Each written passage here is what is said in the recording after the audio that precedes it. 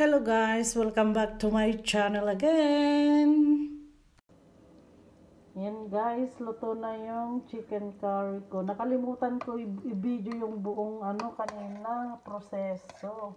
Pero tingnan nyo, lumabas na yung taba-taba ng gata Ayan na. Hindi namin nilagyan ng mantika to guys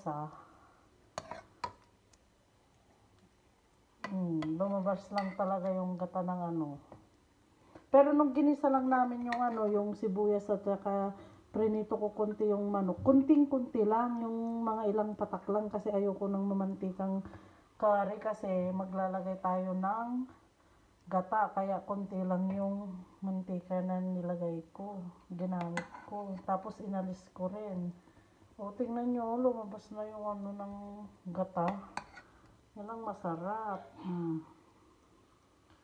Diba? Tapos, yan chicken breast at saka yung legs, yung iba, ayan breast. Nilagyan ko ng red bell pepper, potato, tapos carrots. Tapos, naghiwa ko ng yung maliliit na, yung mga spring onions, yan. Yan guys. So, ayan guys, luto na ang ating chicken curry. Tara, kain tayo!